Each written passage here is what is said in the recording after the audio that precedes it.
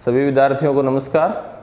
मैं विक्रम सिंह आज आपके सामने MBN साइंस स्कूल की ओर से ऑनलाइन कक्षाओं में नेक्स्ट टॉपिक लेके फिर से उपस्थित हूँ। आज का अपना टॉपिक है मानव नेत्र।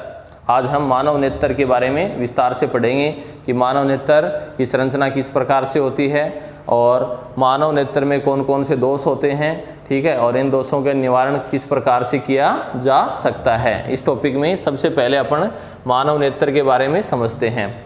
हमारी जो आँख होती है वो एक गोलाकार गेंद के समान होती है जो श्वेत अपारदर्शी पटल से ढकी रहती है, जिसको अपन दर्द पटल भी कह सकते हैं, ठीक है।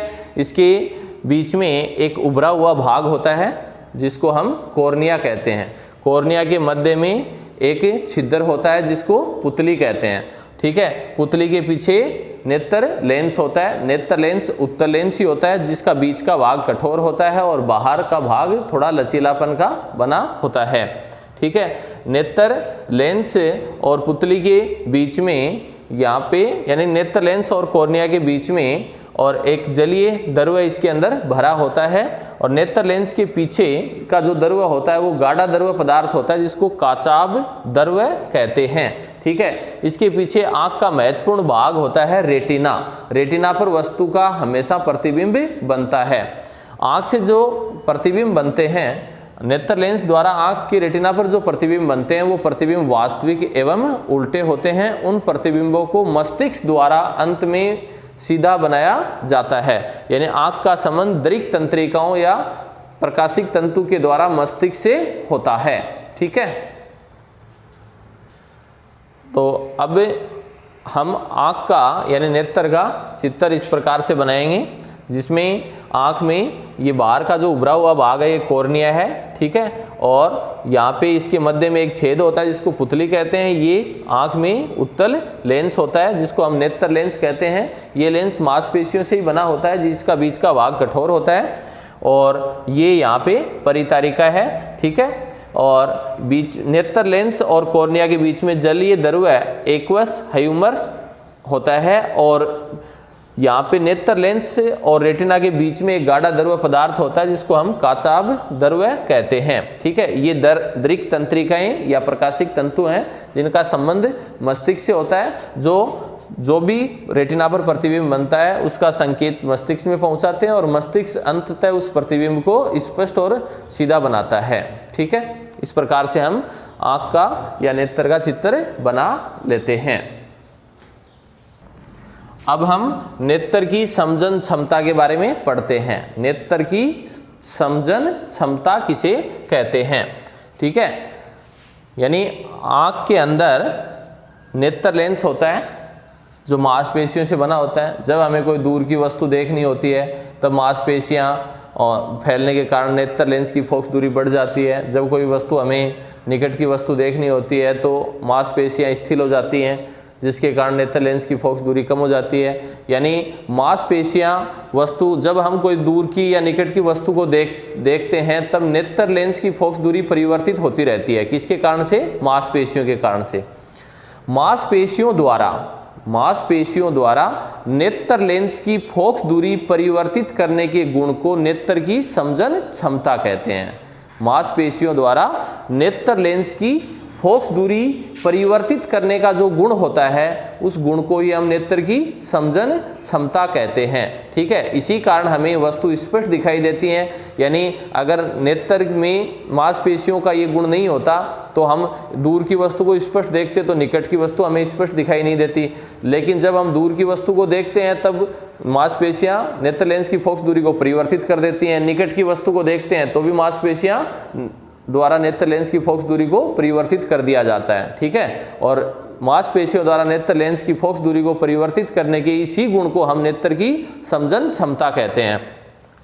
नेक्स्ट पॉइंट है स्पष्ट दृष्टि की न्यूनतम दूरी। स्पष्ट दृष्टि की न्यूनतम दूरी यानी स्वस्थ नेत्र जब हम कोई भी पुस्तक वगैरह अपने आँख के पास में लेके पढ़ना चाहें तो हम देखते हैं कि जब हमारी आँख के निकट वस्तु बहुत ज़्यादा निकट दूरी पर होती है तब हमें अक्सर स्पष्ट दिखाई नहीं देते। बहुत ज़्यादा दूरी पर होती है तो भी हमें अक्सर स्पष्ट दिखाई नहीं देते। तो स्वस्थ नेत्र से 25 सेंटीमीटर की दूरी पर रखी हुई वस्तु को स्पष्ट देख सकता है।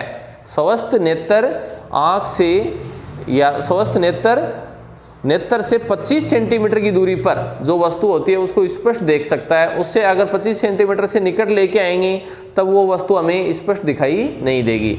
अतः हम ये कह सकते हैं कि स्वस्थ नेत्र के लिए स्पष्ट दृष्टि की न्यूनतम दूरी 25 सेंटीमीटर होती है, ठीक है। और इस दूरी पर जो बिंदु होता है उसे आंख का निकट बिंदु कहते हैं। निकट बिंदु की दूरी 25 सेंटीमीटर होती है और इसको डी से व्यक्त करते हैं, यानी डी का मान कितना होता है 25 सेंटीमीटर।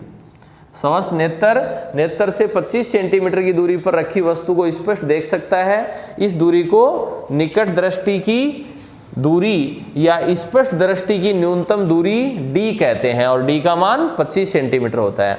नेक्स्ट है स्पष्ट दृष्टि की अधिकतम दूरी। स्वस्थ नेत्र अनंत पर स्थित वस्तु को स्पष्ट देख सकता है। स्वस्थ नेत्र अनंत पर स्थित वस्तु को भी स्पष्ट देख सकता है। अतः स्पष्ट दृष्टि की अधिकतम दूरी अनंत जबकि न्यूनतम दूरी 25 सेंटीमीटर होती है। और अधिकतम दूरी पर जो बिंदु होता है उसको दूर बिंदु कहते हैं और 25 सेंटीमीटर की दूरी पर आंख से जो बिंदु होता है उसको निकट बिंदु कहते हैं। और निकट बिंदु और दूर बिंदु के बीच का जो भाग होता है उसे दृष्टिपरास कहते हैं। यानी निकट बिंदु और दूर बिंदु के बीच की जो क्षेत्र होता है, बीच का जो भाग होता है उसको अपन दृष्टिपरास कहते हैं, ठीक है। अब हम नेत्र में उत्पन्न दोष और उनके निवारण, यानी नेत्र में कौन कौन से दोष हैं, विकार हैं और उनका निवारण क्या है उनके बारे में पढ़ेंगे, ठीक है। तो सबसे पहले निकट दृष्टि दोष, जिसको मायोपिया भी कहते हैं। निकट दृष्टि दोष किसे कहते हैं? देखो, इस दोष से पीड़ित व्यक्ति का जो नेत्र होता है वो निकट की वस्तु तो उसको साफ दिखाई देती है लेकिन दूर की वस्तु उसे साफ दिखाई नहीं देती। यानी निकट दृष्टि दोष से पीड़ित व्यक्ति को निकट की वस्तु तो स्पष्ट दिखाई देती है लेकिन दूर की वस्तु स्पष्ट दिखाई नहीं देती है। क्यों? क्योंकि दूर से आने वाली प्रकाश की किरणों को नेत्र लेंस रेटिना से पहले ही किसी बिंदु पर फोकसित कर देता है। नेत्र लेंस रेटिना से पहले ही किसी बिंदु पर फोकसित कर देगा, जिसके कारण से प्रतिबिंब रेटिना के पहले ही बन जाएगा। इसलिए वो वस्तु, दूर की वस्तु उसे स्पष्ट दिखाई नहीं देगी, ठीक है। इस दोष का निवारण करने के लिए यानी रेटिना पर प्रतिबिंब बनाने के लिए हमें अवतल या अपसारी लेंस का उपयोग करना पड़ता है, क्योंकि अवतल या अपसारी लेंस है वो उससे प्रकाश की जब किरणें हैं वो बाहर निकलती हैं, अपवर्तित होने के बाद में तो वो थोड़ी फैल जाती हैं, अपसरित हो जाती हैं अपसारी गुण के कारण।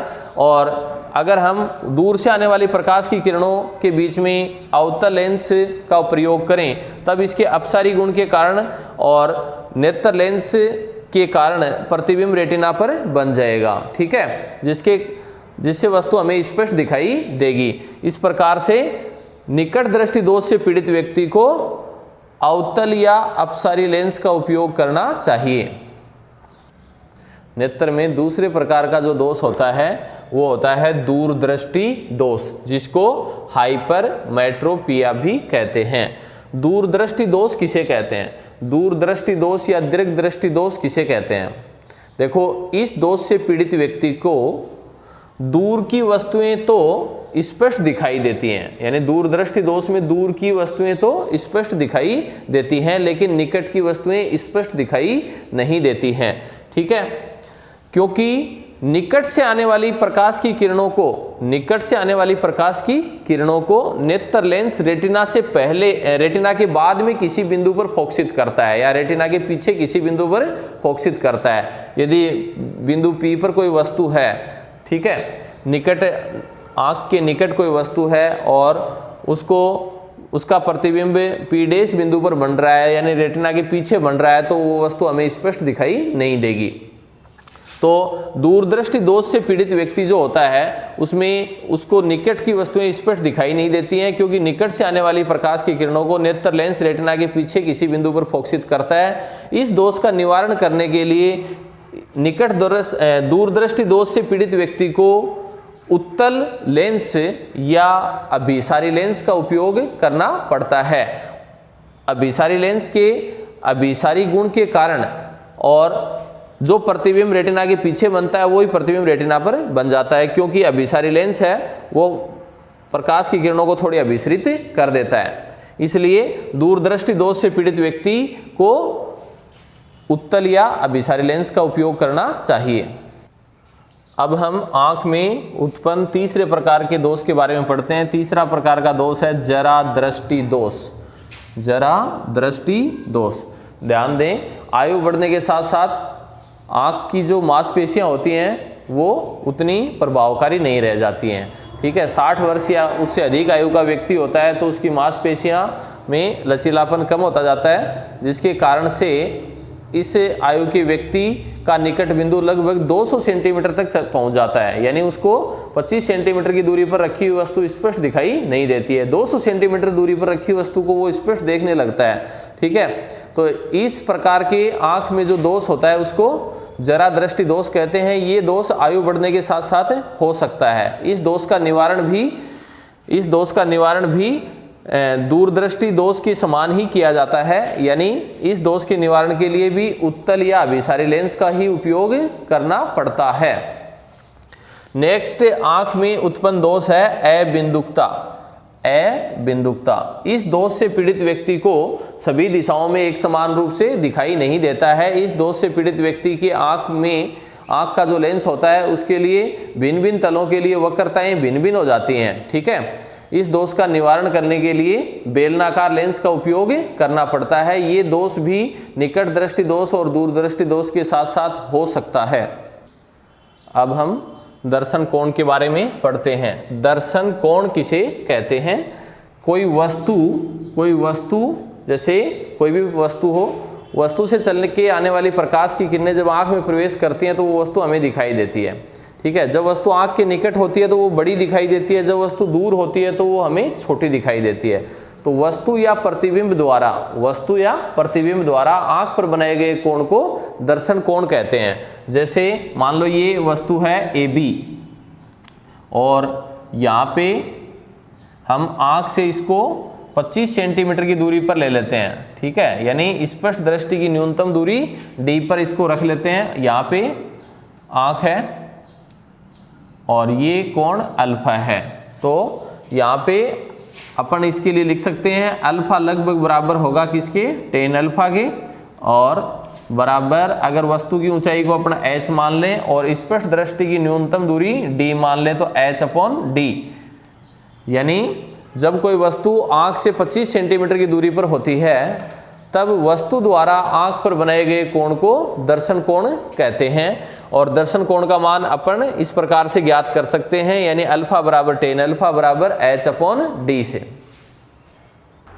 अब हम सूक्ष्मदर्शी के बारे में पढ़ते हैं।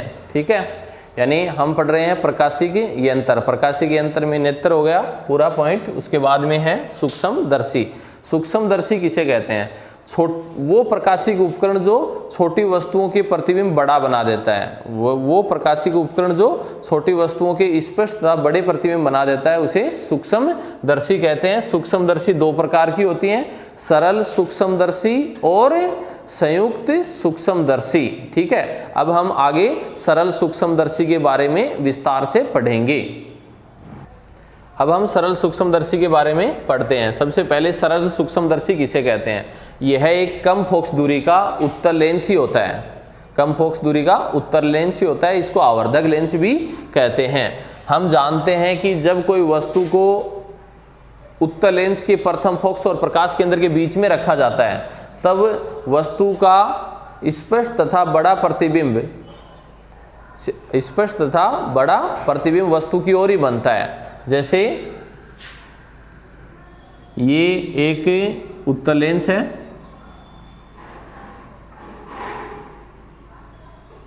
ये इसकी मुख्य अक्ष होगी, यहाँ पे मान लो प्रथम फोकस है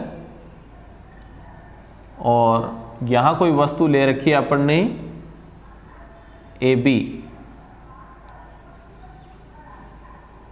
वस्तु से चलने वाली प्रकाश की किरण एक मुख्य अक्ष के समांतर ले लो, अपवर्तन के बाद में इसको द्वितीय मुख्य फोकस से गुजार दें ऐसे F'। एक प्रकाश की किरण हम प्रकाश केंद्र से गुजार दें इस प्रकार से, ये प्रकाश केंद्र हो गया सी। अब अपन इन किरणों को इधर बढ़ाएंगे तो ये आगे मिलेंगे नहीं, और पीछे की ओर इनको बढ़ाते हैं ऐसे,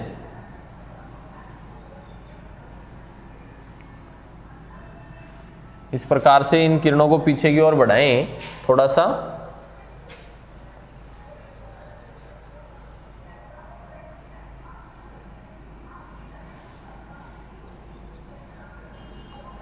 और इस वस्तु से आने वाली प्रकाश की किरण को भी पीछे की ओर बढ़ाएं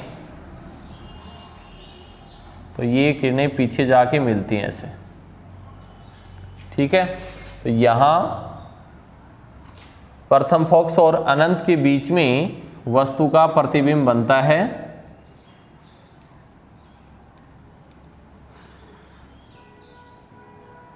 ए डैश बी डैश, ठीक है।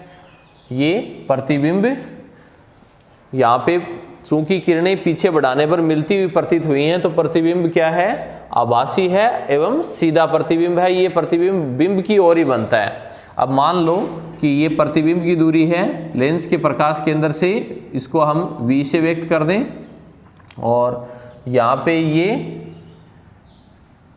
वस्तु की लेंस के प्रकाश केंद्र से जो दूरी है उसको u से व्यक्त कर दें, और ये लेंस की फोकस दूरी हो जाएगी C और F डैश के बीच में, और ये जो कोण है इस कोण को बीटा से व्यक्त कर दें। वस्तु की ऊंचाई को h मान लें और प्रतिबिंब की ऊंचाई को h डैश मान लें, ठीक है।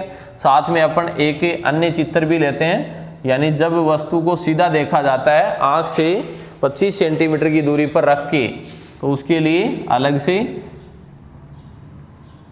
जैसे ये वस्तु हो गई AB और ये आंख से 25 सेंटीमीटर यानी स्पष्ट दृष्टि की न्यूनतम दूरी D पे रखी हुई है, तब मान लो वस्तु आंख पे अल्फा कोण बनाती है। यहाँ पे आंख ले लेते हैं, ठीक है। तो अल्फा का मान निकालने के लिए हम इस चित्र का उपयोग कर लेंगे और बीटा का मान निकालने के लिए हम इस चित्र का उपयोग कर लेंगे। ध्यान दें एक बार फिर से, सरल सूक्ष्म दर्शी किसे कहते हैं? सरल सूक्ष्म दर्शी एक कम फोकस दूरी का उत्तल लेंस ही होता है, जिसको आवर्धक लेंस भी कहते हैं। इसका सिद्धांत क्या है? सरल सूक्ष्मदर्शी का सिद्धांत क्या है कि जब कोई वस्तु को उत्तल लेंस के प्रथम फोकस और प्रकाश केंद्र के बीच में रखा जाता है, तब वस्तु का आभासी सीधा और बड़ा प्रतिबिंब वस्तु की ओर ही बनता है, ठीक है। यही इसका सिद्धांत है। अब हमने मान लिया कि माना वस्तु की दूरी है यहाँ से प्रकाश केंद्र से u, प्रतिबिंब की दूरी है v, और साथ में वस्तु द्वारा लेंस के यहाँ पे जो कोण बनाया जाता है उसको अपन बीटा मान लेते हैं, और यहाँ इन किरणों के मार्ग में हम देखते हैं तब हमें यहाँ वस्तु का प्रतिबिंब दिखाई देता है a डैश b डैश। तो ये आँख की स्थिति है, ठीक है। यहाँ पे ये आँख की स्थिति होगी। अब हम आगे सरल सूक्ष्मदर्शी की आवर्धन क्षमता के बारे में पढ़ेंगे। सरल सूक्ष्मदर्शी की आवर्धन क्षमता, सरल सूक्ष्मदर्शी की आवर्धन क्षमता।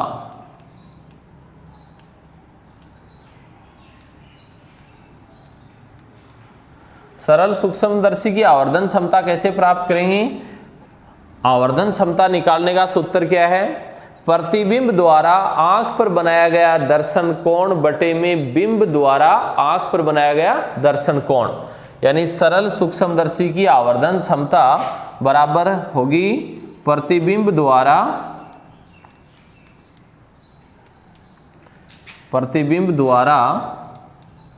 आंख पर बनाया गया दर्शन कोण बटे में बिंब द्वारा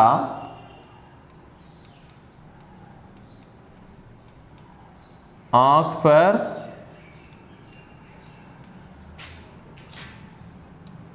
बनाया गया दर्शन कोण। यहां ये ध्यान देना है कि बिंब द्वारा आंख पर बनाया गया दर्शन कोण जब वस्तु स्पष्ट दृष्टि की न्यूनतम दूरी d पर रखी हो, तब बिंब द्वारा आंख पर बनाया गया दर्शन कोण हमें लेना है।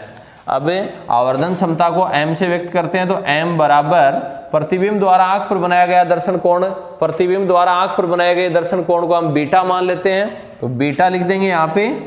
और बिंब द्वारा आंख पर बनाया गया दर्शन कोण जब बिंब आंख से स्पष्ट दृष्टि की न्यूनतम दूरी d यानी 25 सेंटीमीटर की दूरी पर रखी हो, तब इसको इस चित्र से अपन प्राप्त कर लेंगे, यानी अल्फा का मान यहां से ले लेंगे। तो बिंब द्वारा आंख पर बनाया गया दर्शन कोण अपन अल्फा मानेंगे और प्रतिबिंब द्वारा आंख पर बनाया गया दर्शन कोण हम बीटा मानेंगे, यानी बीटा बटे में अल्फा।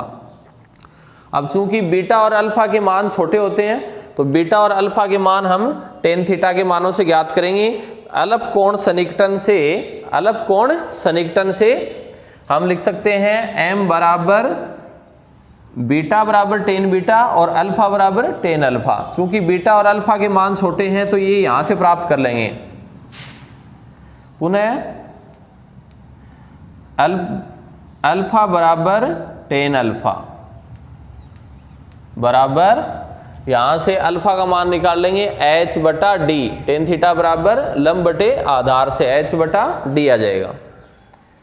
तो अल्फा बराबर टेन अल्फा बराबर h बटा डी, इसको समीकरण 1 ले लें। और दोबारा से इस चित्र से बीटा का मान निकालेंगे, क्योंकि आंख पर बनाया गया दर्शन कोण प्रतिबिंब द्वारा आंख पर बनाया गया दर्शन कोण बीटा है, तो बीटा का मान निकालेंगे तब त्रिभुज ए डैश बी डैश सी लेंगे। ए डैश बी डैश सी से बीटा बराबर टेन बीटा, बीटा बराबर टेन बीटा बराबर होगा लंब बटे आधार यानी एच डैश बटे में वी।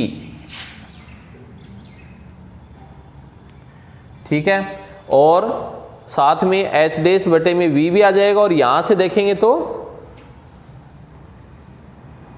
एच डैश बटे में वी आ गया, और यहां से देखेंगे तो एच बटा यू आएगा, यानी त्रिभुज ए बी सी से एच बटा यू। क्योंकि यहां पे पर बिंब की ऊंचाई h है और बिंब की दूरी है प्रकाश केंद्र से u, तो इसकी जगह h बटा u, समीकरण नंबर 2। और ये दोनों मान हम यहाँ पे इस समीकरण में रख देंगे m बराबर बीटा बटे में अल्फा में। तो यहां से या m बराबर अल्फा और बीटा के मान इसमें रखेंगे, तो बीटा की जगह अपन रख देंगे h बटा u। क्या रखेंगे? h बटा u, और बटे में ये तो मान हो गया बीटा का, h बटा u रखेंगे और अल्फा की जगह लिख देंगे h बटा d, h बटा d। ठीक है, अब आगे या m बराबर इसको h बटा u और गुणा नीचे वाले मान को ऊपर लिख देंगे d बटा u। h बटा u है और ये है h बटा d, तो h बटा u को ऐसा कैसा छोड़ देंगे और गुणा में बटे में जो मान है उसको d बटा h लिख देंगे। h से h कैंसिल हो जाएगा, यहाँ से m बराबर क्या आ जाएगा, h से h कैंसिल और d बटा u। ये सरल सूक्ष्मदर्शी की आवर्धन क्षमता है, m बराबर d बटा u। यहाँ दो स्थितियाँ संभव हो सकती हैं, यहाँ दो स्थितियाँ संभव हो सकती हैं जो हम आगे पढ़ेंगे, यानी जब वस्तु अनंत पे जब अंतिम प्रतिबिंब अनंत पर बनता हो, जब अंतिम प्रतिबिंब d दूरी पर बनता हो, उसके लिए दो भिन्न भिन्न स्थितियाँ संभव होंगी और आवर्धन क्षमता के दो मान हम प्राप्त करेंगे। अब आगे देखें, यानी आवर्धन का सूत्र हमने प्राप्त कर लिया m बराबर d बटा u। यहाँ निम्न दो स्थितियां संभव होती हैं, सरल सूक्ष्मदर्शी के आवर्धन के लिए निम्न दो स्थितियां संभव होती हैं, यानी जो प्रतिबिंब है वो कहाँ बन रहा है उसके अनुसार आवर्धन प्राप्त किया जाता है। तो पहले स्थिति फर्स्ट है, जब प्रतिबिंब स्पष्ट दृष्टि की न्यूनतम दूरी d पर बनता हो, यानी अगर प्रतिबिंब d दूरी पर बनता है तब हम प्रतिबिंब की दूरी v की जगह तो लिख देंगे -d, ठीक है ना। चिन्ह परिपाटी के अनुसार यहाँ माइनस चिन्ह आया क्योंकि प्रतिबिंब बिंब की ओर ही बनता है इसमें, और u का मान सदैव ऋणात्मक लिया ही जाता है, तो लेंस सूत्र में u की जगह -u लिख देंगे। अब लेंस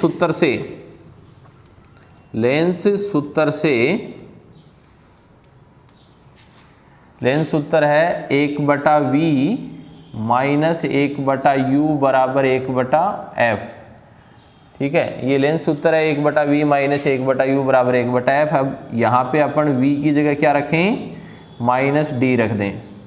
v की जगह -d रख दिया, माइनस 1/u की जगह -u रख लें और बराबर 1/f। अब इसको सरल कर लें तो माइनस माइनस यहाँ कैंसिल हो जाएगा, यानी 1/u प्लस का हो जाएगा 1/u बराबर 1/f, और ये मान आगे लेके जाएं तो प्लस 1/d आ जाएगा। अब इसको d से गुणा करें तो इसको आगे ऐसे लिख सकते हैं, या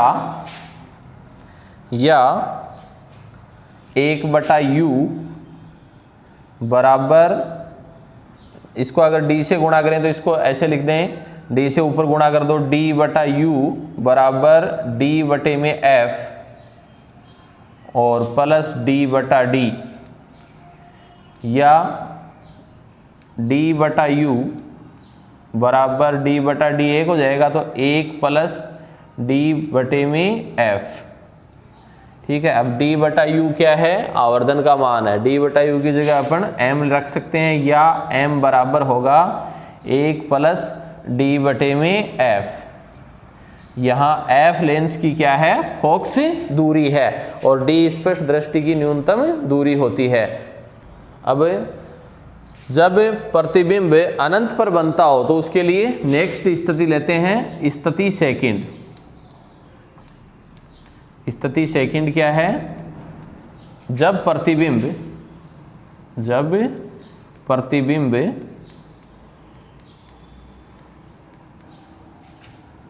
अनंत पर बनता हो,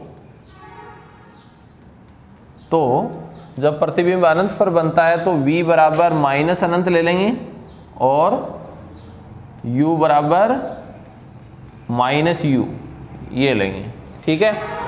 अब लेंस सूत्र से हम सीधा लिख सकते हैं 1/v, v की जगह माइनस अनंत आ जाएगा, माइनस 1/u, u की जगह -u आ जाएगा, बराबर 1/f आ गया। यहाँ से 1/u बराबर क्या आया, 1/u बराबर 1/ माइनस अनंत, ये तो 0 हो जाएगा, माइनस माइनस कैंसिल, यानी 1/u बराबर आया 1/f। यहाँ से u बराबर f प्राप्त हुआ हमें, ठीक है, u बराबर f प्राप्त हो गया।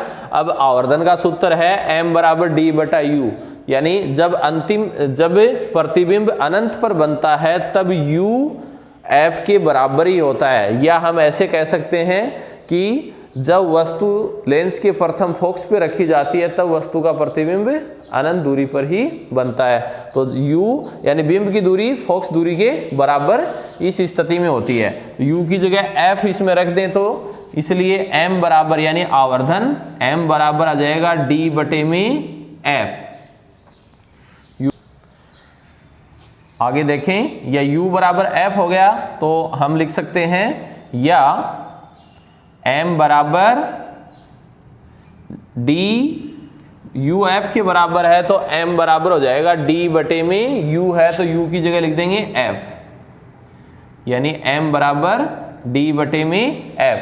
यह है आवर्धन ज्ञात करने का सूत्र है, यानी सरल सूक्ष्मदर्शी की आवर्धन क्षमता m बराबर d/f प्राप्त होती है जब प्रतिबिंब अनंत पर बनता है तब, और आवर्धन क्षमता m बराबर 1 प्लस d/f प्राप्त होती है जब प्रतिबिंब स्पष्ट दृष्टि की न्यूनतम दूरी d पर बनता है।